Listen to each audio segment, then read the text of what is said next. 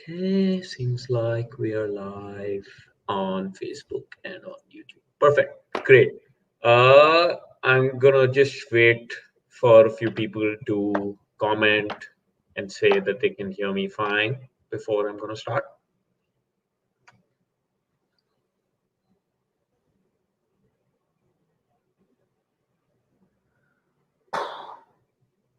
If people can just comment and let me know that they can hear me fine. Oh, you seem to have lost a pool also.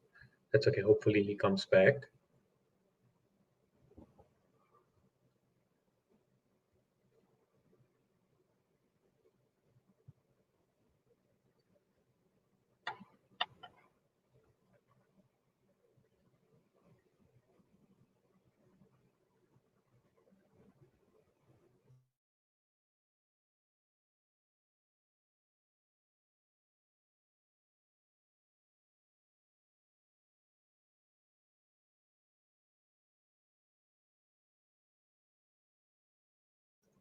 Great. So I think some people have started commenting that they can hear me, which is great. And I see Apurva back here. Hi, Apurva, do we sorry, have you now? my Chrome tab crashed.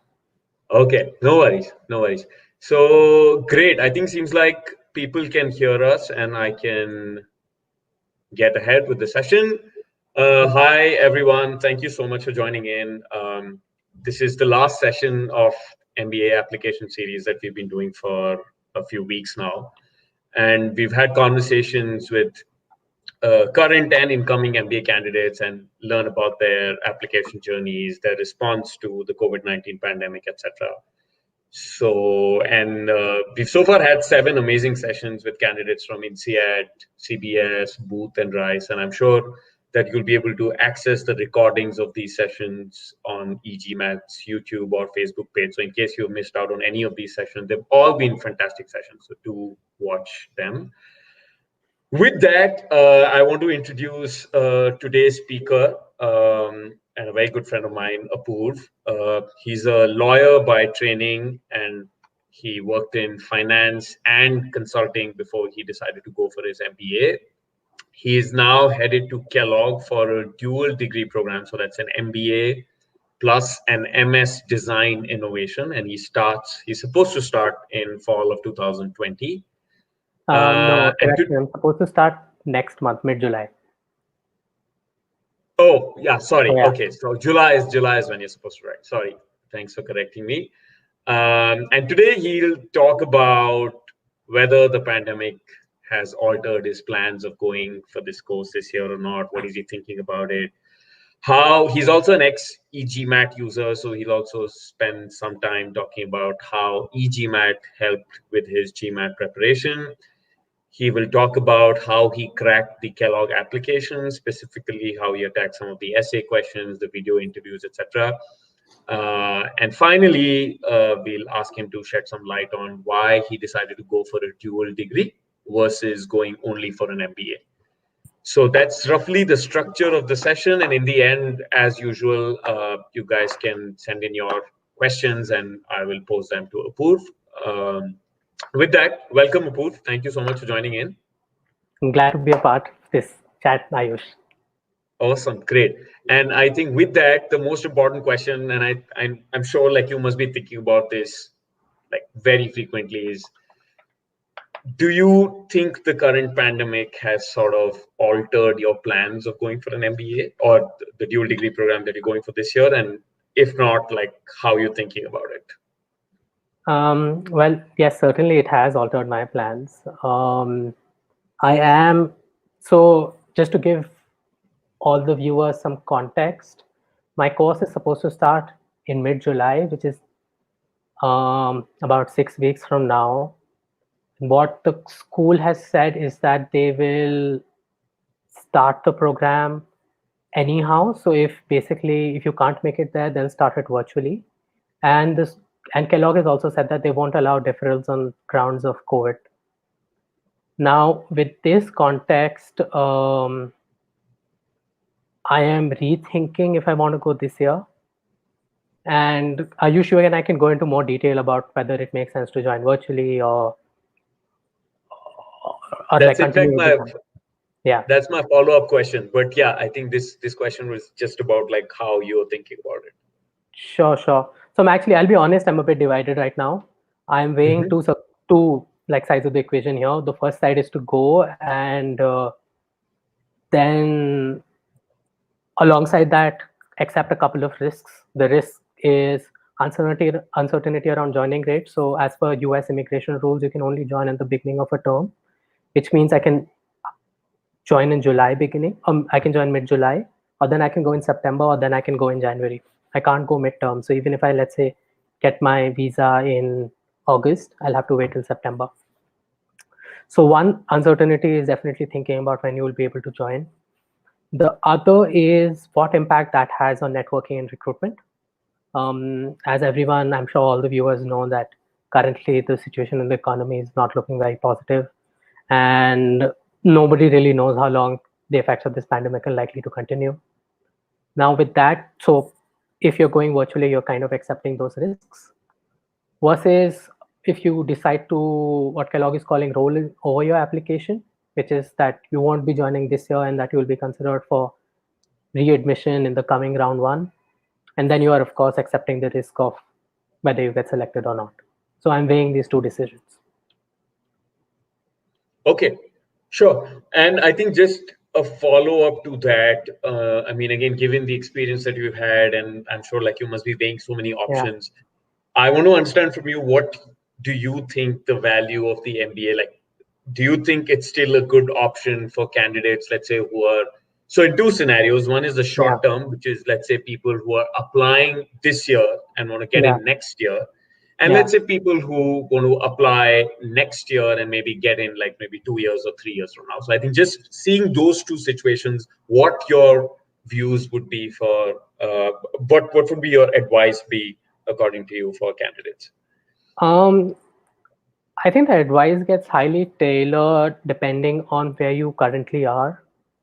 So, as in, if you are looking for a big shift and if you're looking to broaden your like the possible geographies you can work in, etc., then maybe the MBA still makes sense. But as in, if you're at a place where you can hold out for a while, where if you're in an industry where having an MBA is maybe not necessary, then in that case, I think the advice gets tailored and MBA becomes more of a luxury degree for you. So it depends on where you are as a candidate and what your goals are. Uh, so it's really hard to say a blanket answer to this, Mm-hmm. but I don't know if I answered your question, Ayush. Yeah, sure. Then I think the other thing which people are really considerate about, I think you very rightly Yeah, pointed out, is also just the certainty of getting their dream job post an MBA, right? I mean, most people who want to do an MBA ultimately go with yeah, an aim of switching industries or getting lucrative yeah, careers, which is not possible without getting that international MBA. So I think, like, if I had to just deep dive on this question a little bit, like in terms of the economy, in terms of those job options still opening up, like, what do you feel like in the immediate short term and the midterm? Like, do you think that's going to get impacted? We know it's getting impacted right now for sure. yeah. But in the short term and midterm, do you think that would be a big change that candidates are going to experience in terms of the jobs? Um, I'm sure like the pandemic will have an effect. I can tell you what Kellogg has been saying about all of this. So Kellogg and what I've been hearing from the grapevine about some other schools. Um, it seems as if a lot of recruiting is going to move to a virtual platform. Mm-hmm. It also seems that some companies will widen the scope of schools they may be considering for their candidates. Um, the Career Management Office of Kellogg has been saying that they are adequately equipped to handle such kind of exigency scenarios. The student clubs which help you in placements, like we recently had a chat with the consulting club at Kellogg, and Kellogg is quite like a powerful school when it comes to consulting recruitment. And they said that they are very fully prepared to handle recruitment virtually. Now, I honestly do not know how networking is going to work out, how coffee chats are going to work out virtually. I So with that being said, I do definitely think it is going to have an impact. It's really nobody can say how long the impact is going to be. Mm-hmm. But in the short term, which is till the end of this year, it seems definitely that most recruitment is likely to move virtual. Sure, right. Yeah, and I think that's something just to add some more color to that. Like even like me being at CBS, I've heard the same thing from our career center where, the full-time recruitment for second years and also the internship recruitment for incoming first years is Yeah. most probably going to happen all virtually. But I Yeah. think one thing that I have shared in the past and I do want to share here also, I don't think MBA as a degree has lost its essence, especially if you think about it from a midterm to a long-term perspective. Yeah, Sure, I mean, surely. right now you can definitely see like jobs being hit a little bit, and that too, I don't think like people can foresee as how much that's going to happen because there's still Yeah. some time before people go through that cycle. But I do think like in the long term, the degree has its fundamentals in place. Like there is a very strong value add that the degree can have on your profile, and it has proven for so many decades to be sending candidates to like top-notch jobs. So I don't see much of that changing. So I think for people who are looking Yeah. for the MBA, like even in the short term, which means applying this year and trying to get in next year, I see the economy sort of coming back to its natural good form as it was before the pandemic. And all we Yeah. have to hope for is for the pandemic to get over as soon as possible. Yeah. So great. And I think just switching gears a little bit, Apur, I did mention this in the beginning a little bit that you've been an ex e-GMAT. You used e-GMAT's resources, Yeah. and I remember talking to you a lot about those resources and how to Yeah. best So that's use your them. recommendation. Yeah. Great. Yeah. So if you could just talk a little bit about like what was the value that e-GMAT added to your overall GMAT preparation, and if you could just like talk a little bit about that, that would be great. Sure, sure. So I'm happy to talk about that. So again, I'll start with some background to this question. So the first time I gave my GMAT, I did not use e-GMAT. I got a fairly decent score. I got a 730 with, I think my verbal score was 41 and my con score was 49. And after I had gotten this, I was told by several people that maybe I need to increase my GMAT score considering my demographic profile. So at this moment, I was looking at ways to increase my verbal score specifically. And when I asked people around what helped them, I heard really great things about e-GMAT. And e-GMAT seemed to be the kind of it seemed to be a very comprehensive solution focused primarily on verbal preparation. I know it also has quant, but it seemed to me as if its USP was really the verbal part. So I did purchase it and when I went through it. However, I don't think I did it justice.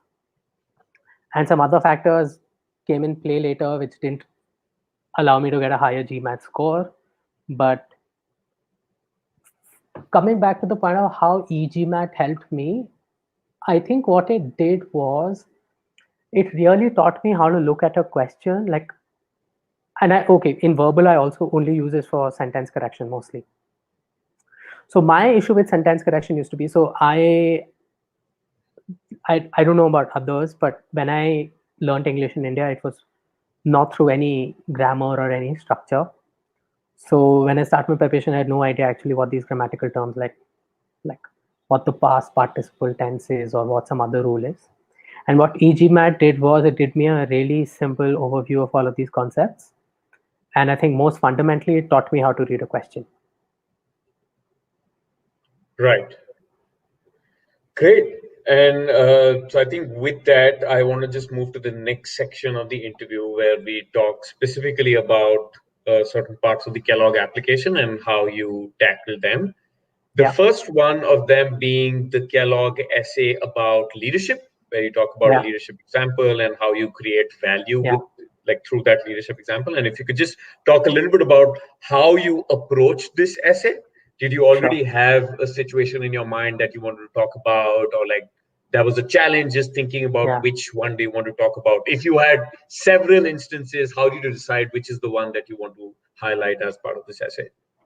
Sure. So you're right. I did have several things I wanted to mention in this essay.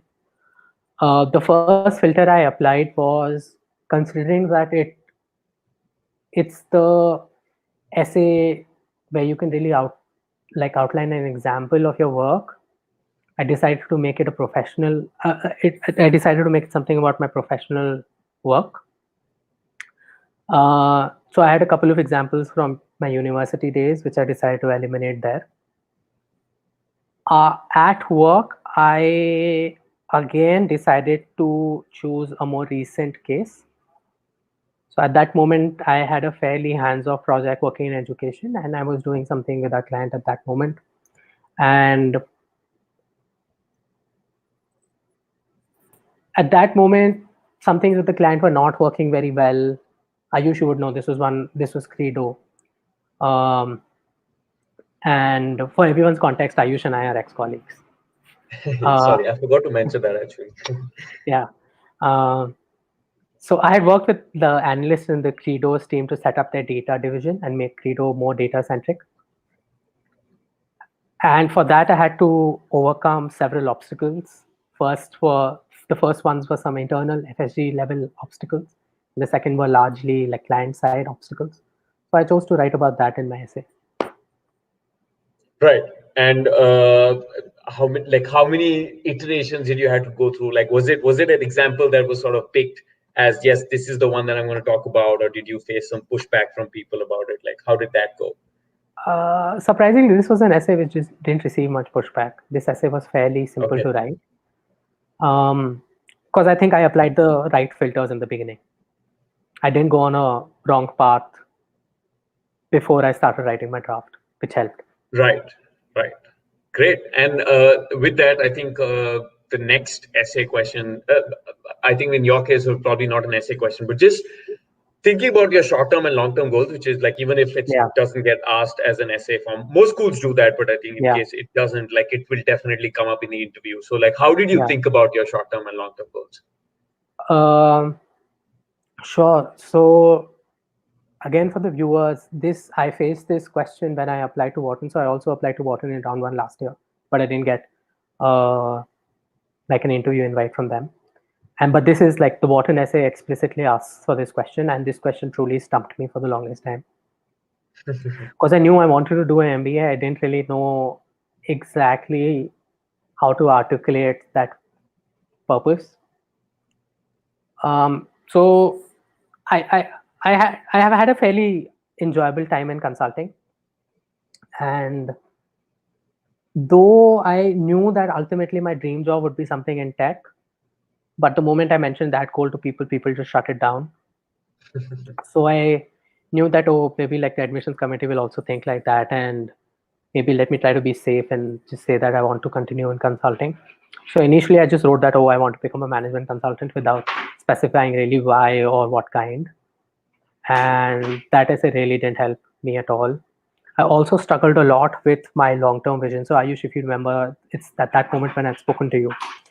And I was really lost at that moment, because specifically if you're coming from a non-profit background in India, one of the common long-term visions people write about is coming back to India and then helping out in the development sector again. But that goal didn't really align to my plans or who I am. So I knew that I had had my stint in the development sector, but that's really not what I wanted to do long term. So for a while, for a couple of weeks, I kept shifting between various things. Every 1 week, my long-term goal would change.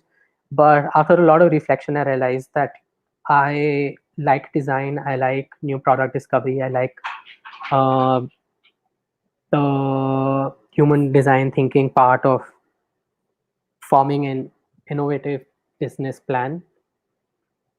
So I initially in my Wharton app, I wrote that I wanted to be an organization transformation consultant, which is what I had been doing with my client, my consulting job. But when I came to my Kellogg application, a couple of weeks had passed, I had gained more clarity. At that moment, I knew that I wanted to join a design consultancy firm, which I would say to this date, like, it's something quite close to what I truly want to do. Sure. So I think a couple of themes that are coming out from your answer, which again would be like useful tips for candidates, is like, one, just doing some sort of a broad reflection on your past experience and truly seeing Yeah. what is it that you want to do post an MBA and in the long term. Yeah. So I think that's Yeah. definitely an important thing, and I think I would definitely recommend people. Like I know people who the natural instinct is when you see that question, you start typing without really spending time on reflecting Yeah. and really understanding like where is it that you want to reach. So I would really encourage people to think about it before they actually put it on paper. And I think the other theme that Apurva is pointing out here is also ensuring that what you talk about as an ambition, as a goal, sort of connects with what you've done in the past. And then MBA can Precisely. actually help fill in that gap. So again, I think a slightly underemphasized aspect of your Yeah. application, just making that connection very explicit and very visible, because again, it should Yeah. not be like you've worked in finance your whole life and you say that okay, you want to get into pharmaceuticals after an MBA. I Yeah. mean, it can be possible, but again, like you have to highlight Yeah. a few experiences in your background that sort of Yeah. led to that, you having that ambition of getting into pharmaceuticals. So again, like Yeah. I think that connection is very important and something that you should definitely think about. With that, Apurva, I want to move to the next question. And this is actually like even I applied to Kellogg for listeners. I probably never shared this before, but I think this was something that really stumped me about Kellogg, which was about their unique requirement for the letters of recommendation. Yeah. So for listeners who don't know, like Kellogg has those two typical standard recommendation questions, which most other schools have, but the word limit for those questions is half of what other schools have. And in addition, Kellogg has two new questions as part of the letters of recommendation. So at least for me, like when I saw that, like I honestly thought like something that's deterring me from applying to Kellogg. But I was like, because I'll have to make that request to my recommender that, like for this school, you have to do these two new Yeah. questions. And like for them, like just might be mindful of the word limit. So how was that like when you saw that, like did it deter you a little bit? And if not, obviously it did not because you ended up applying and getting in. But like how did you think about maneuvering through that situation? Um,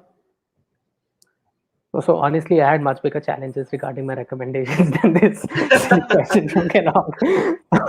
uh, so I knew that I was going to apply to 2 or 3 schools in round one, and when I had mapped out the entire application, laid it out all out, I knew that Kellogg had the most amount of questions for the recommenders. Um, and I didn't really think more than that about it. Like I made um, sure that I gave my recommenders requisite background into that question. Uh, so for the viewers, that question is, how has the candidate shown examples of being diverse in their work or professional in the work or personal life? It's something around that. Um, I know other schools have it. The other schools have a very traditional thing, and it's a hard question to answer. And I would say that that's probably the question I had to think the most about.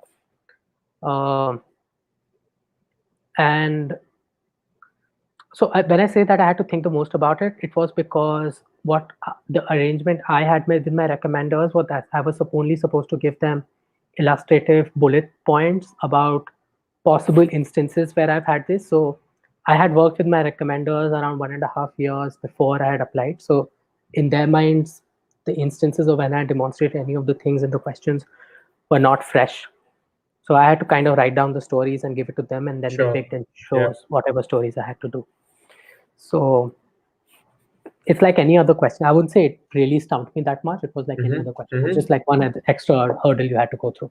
Right, right. And just like Yeah. being, I think the tip there or the success factor there was just being honest with your recommenders about what the Yeah. requirement for that particular school is, and just having a conversation with them Yeah. so that they can, and also like I think steering them towards what could be possible answers for a particular question, right? I mean, like because So obviously like your recommender like has so much other stuff to do, so like just yeah.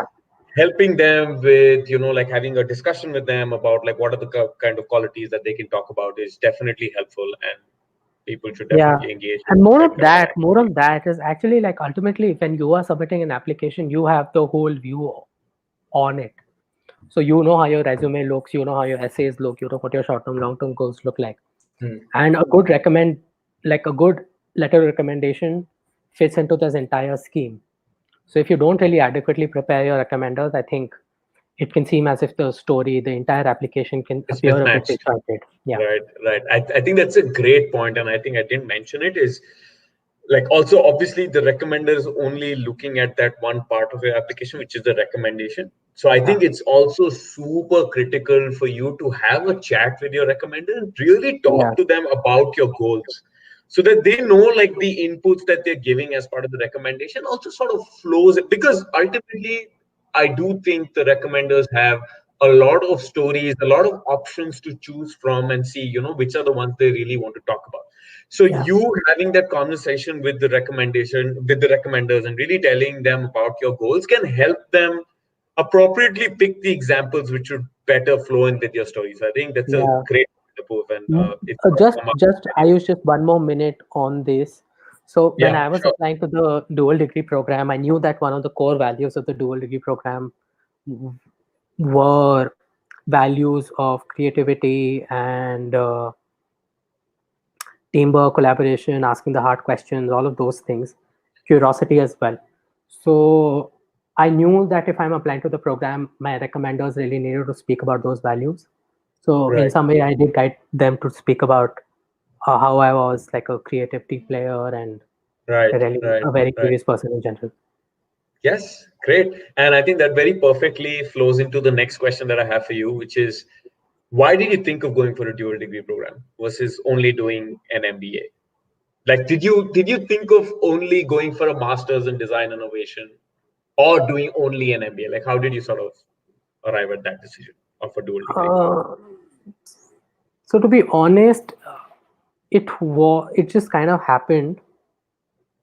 So when I was writing my first application, I knew that I was veering towards design consultant, but I was wary about mentioning that in my essay because the chatter I was hearing from a lot of people was like, oh, like you're an Indian consultant, you have a median GMAT score, you should try to be less ambitious, just stick to the usual stories, uh, don't say something wacky. I was hearing all of these things. So at that moment I was a little uncertain of whether like should I just say, oh, I want to join like a McKinsey, or should I want to say I want to join like an IDEO or a Frog, which are design consulting firms. And then when I started researching about Kellogg, I found this degree, and the content of this degree seemed exactly very aligned to what I wanted to do, which was which was to use design as a tool to discover new business possibilities and all other parts of design as well. Like, that's just one of the core parts. Sure. And just talking about another unique aspect of the Kellogg application, which is the video interviews. I know Kellogg is not the only school that has it. There are a few other schools that Yeah. also have it. Can you tell me a little bit about that? Because I remember for me, I think I did the video interviews for Kellogg and Yale, if not forgetting, and it was more daunting than the actual like in-person interview experience that I had with alums. So Yeah. honestly, like how was the experience for you? How did you prepare for it? Just Sure. talk to me about So the video interview component happens soon after you submit your application. I think that. like Right. within 2 weeks of you submitting your application, you get a link. What happens there is after you log in at that time, you are flashed the question which you're supposed to answer, and I think you're given about a minute to prepare. And after that, the camera starts rolling, and it would give a very brief 1 minute answer. Right. Uh, to be honest, this part of the application wasn't easy for me as well. I was very confused about what can happen, and whatever I was reading about it online made it seem as if they had like a plethora of questions, and you couldn't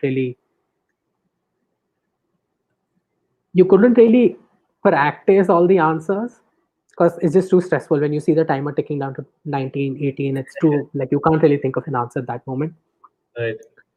But it's typically something which is around a conflict. I think is something around which, like, I think mine was.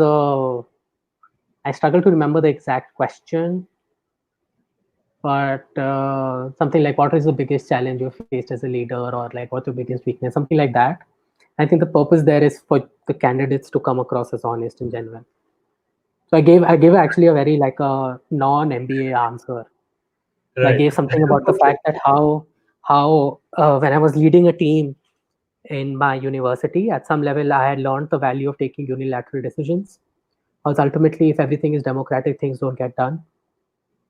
And after I gave this answer, I thought I thought I'd blown my interview, because this is really not something you say in like That's an what MBA. that's what I think. I know so many people after doing their video interviews, they feel I'm not gonna get an admit because I blew it out. Like honestly, like I haven't met anyone who's done a video interview and felt like, oh, I think I did a great job. Because I Yeah, think a part of the challenge is also that you have a fixed time limit, right? So like yeah, the moment you pause and think, okay, I don't know if this is the right answer, let me course correct, you don't have that option.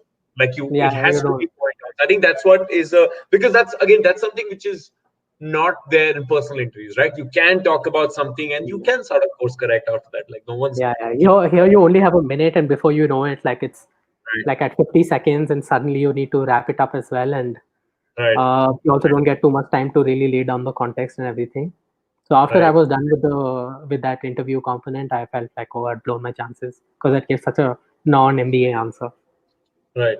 So I think a couple of that's all like exactly what I also faced as part of the video interviews. But I think a couple of things which were helpful as I sort of reflected on the video interviews. One uh, is that there are a list of questions from which you will get asked most of your video interview questions. I remember Yeah, both Kellogg and Yale had, I think, had three questions, and I think for both the schools it was fairly certain that I think I remember for Kellogg, like one of the questions was sort of fixed.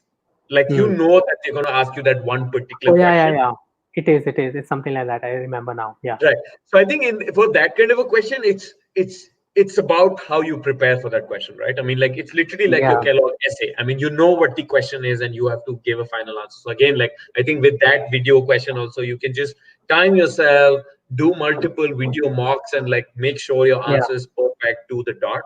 And I think for the other questions, I I do believe there is a list of questions that can be asked as part of that video interviews, yeah, and I'm sure like GMAT will be e-GMAT will be able to help you with that list. I'm sure they have an article somewhere. So I think on that, just make sure you sort of go through those questions, because the last thing you want is that as part of the video interview, you get a question which you were completely not expecting and you're not yeah, prepared. And I think it's very easy to see in like a minute and a half that yeah, you're completely stumped by that question. So you don't want that to happen. And I think yeah, the third kind of question, which I'm not sure if it was there in Kellogg, but I definitely remember it being in Yale, where they ask you like a very like something that you can't prepare for. It's like your yeah, opinion, like about like the challenges that leaders go through right now, and like if they had to pick a choice, I think it's around sustainability and things like so. It's they cover a wide range of topics. I don't think you can ever know like okay what kind of question get be asked, but I yeah, think even there like it's okay to not over prep for those kind of questions. And I think yeah, what is important there is that you're just comfortable with the video format of answering questions. Make sure that yeah, that's not something that stumps you. You're very comfortable with talking to, because I know there are people who feel very awkward just talking, looking at your laptop and just talking because there's no person in front of you who's really asking you. So I think these yeah. couple of things can really be helpful for the video interviews. And I think with that, Apurv, a last question from you, and a quick note to the listeners: like you can now start posting your questions to Apurv, and I think after this last question is going to be answering them. But again, like Apurv, like one of my favorite questions, sort of an overarching reflection on your Yeah. MBA application journey. If you were to do the whole application all over again, what would be the two or three things that you would do differently? Um, the first is I would spend a lot more time thinking about my goals, because your goals ultimately help you decide which school you'll apply to. In my experience, where your goals align with the school, the application is a lot more easy to write. It almost writes by itself as compared to you force fitting you to somehow like fit the school. And I think it's very visible in the application. If it's not visible in the application, it'll be visible in the interview. So the first thing would be, and this requires a lot of work because I think it requires talking to people, reading up a bit, talking to people who are out in the industry for a while, and then talking to students about how like a particular school helps you reach there. So just the research bit. I think if your goals are sorted, it becomes much more easy as opposed to you starting the application and then shifting your goals here and there.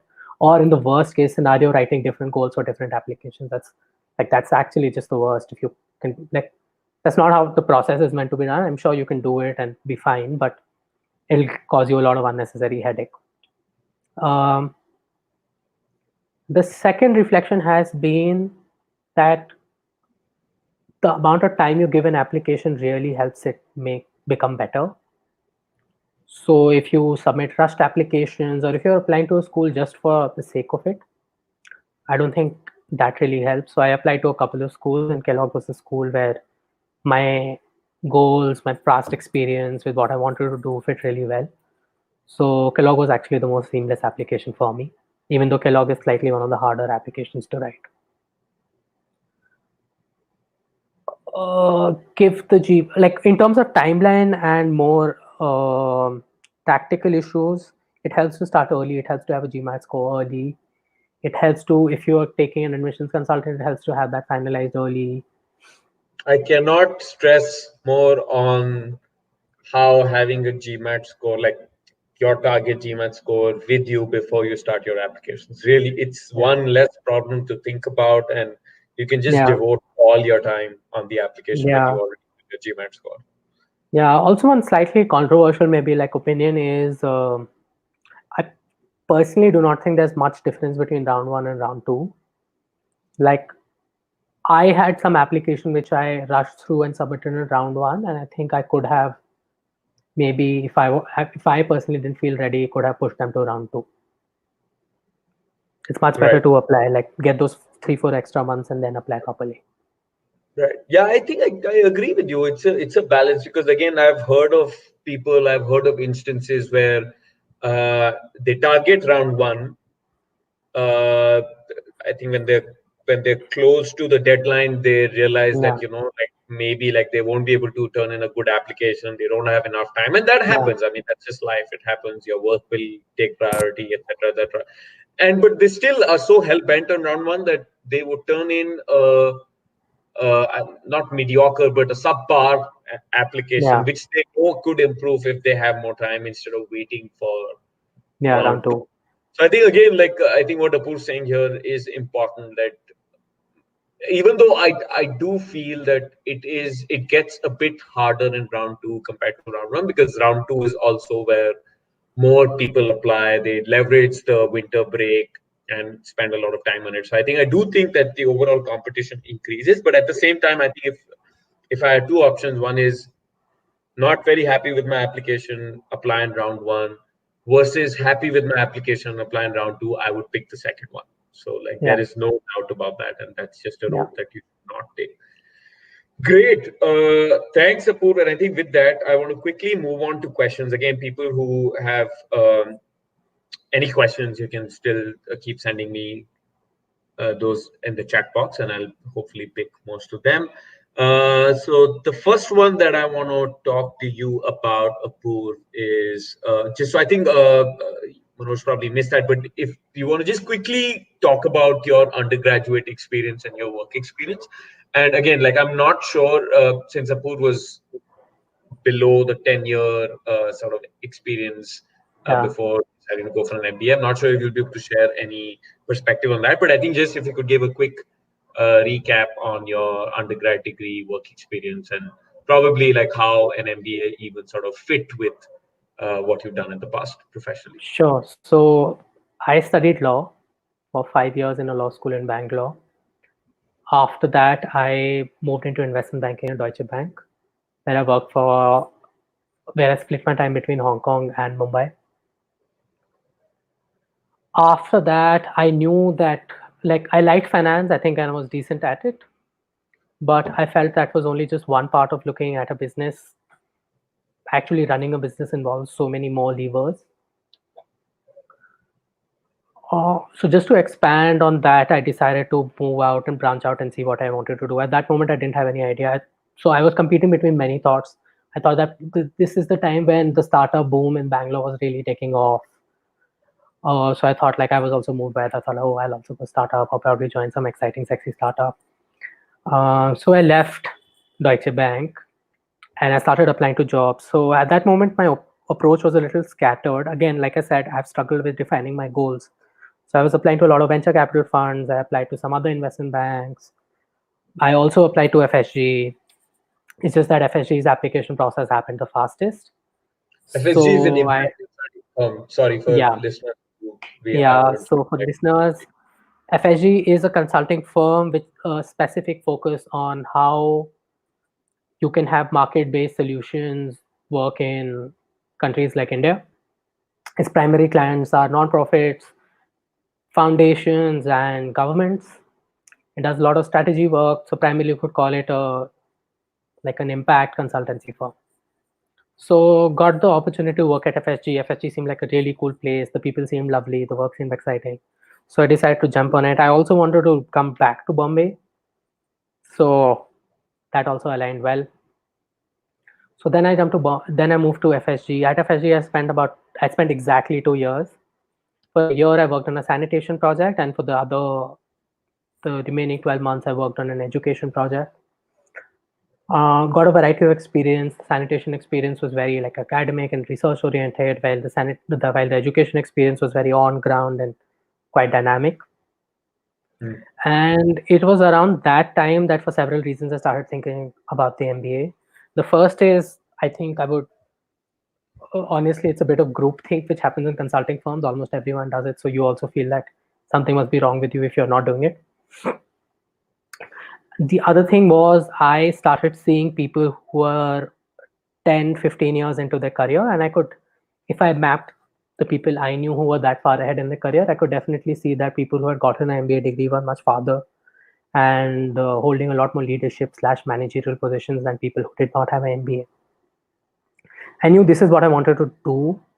Ultimately, I wanted to be like an operator in the business, have skin in the game, and the MBA seemed like the fastest way to get that kind of signaling value slash credentialism in the system to upskill Perfect. yourself. Great. Next question, good one. We didn't cover it as part of an interview, but I know you hired a consultant for your essay. So Yeah, Gyan wants to know how did the whole process sort of pan out, like with the sure. MBA consultant? So, just for context, I had applied for a fellowship in China around 3 years ago, and the process for that fellowship is just as intense as is for a B school. And I managed the process on my own, and I completely messed it up. So from that experience, I knew it helps to have a guide through this process. Anyways, the MBA is such a significant investment that it makes sense to take or spend a bit more and get a professional to help you. So Right. I think in about June, April, somewhere around this time, I spoke to many consultants. Primarily, I filtered my consultants on the basis of how well I could work with them, how relaxed they were they giving me stress, or were they fairly confident and chilled out about the whole process. Narrowed on one person, really liked working with him. He had a slightly different scheme of working. He charges by the time you use, so it's really upon you. You can take all his time, or you can be very selective. I decided to be very selective, so I pretty much ran the whole process on my own and only used him as a sounding board. So that was my experience using a admissions So consultant. overall, did you think it, like if you were to do the whole thing again, like do you think it was the right choice that you made by hiring an MBA consultant?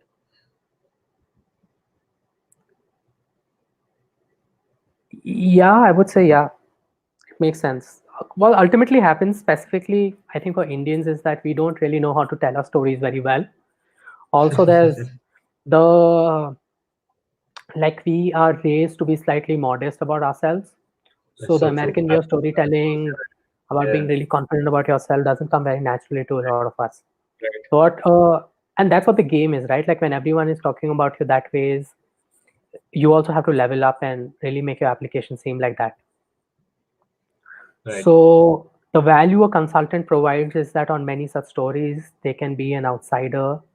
They can Mm, have an outlook which you perhaps can't have your own. That being said, I think if you have friends who have gone through this experience, if you have people whom you trust successfully. about this process, you can use them. But that Right. I'll also caveat that by saying a lot of times your friends don't give you true feedback. Hmm. Actually, giving feedback is very hard work. Most of the times that you send somebody, they'll be like, yeah, this looks good, this is fine, just make one or two changes here. It's very rare for somebody to take a time out, use the mental energy to focus and really give you something substantive. And if you pay Right. somebody to do that, this is their job. Exactly. Right. I think, Yeah. yeah, I think the couple of themes that you've touched upon, and I think they're very, very important. Again, they haven't come up in interviews in the past, which is you're right. Like stereotypically, Indians are not great at storytelling, and I think that's Yeah. just a function of how our curriculums are designed, both in high school and even our undergrad degrees, where I think Yeah. traditionally there is like more focus on quantitative stuff than I mean, obviously, like you can have non-quantitative degrees where there's a Yeah. lot of emphasis on storytelling, but I think even if you talk about from like you being in high school, which is like common for everyone, like there isn't enough focus on you painting a story or painting a picture as it is in the West. Like I know, like in Yeah. the US, like so many people are very adept with, you know, just making a Yeah. great story out of just picking together different pieces from what they have Yeah. and like making a great, like painting a great story. So I think that's something Yeah. that we are traditionally weak at, and that's a great place where an MBA consultant can come in and sort of help you. And I think the other thing that you spoke about, which is about just the financial aspect of it. I know like so many people think that, and even I thought that I think there's no one who ends up thinking that MBA consultants are not expensive. They are expensive, especially if you decide to go for a good one, a credible one.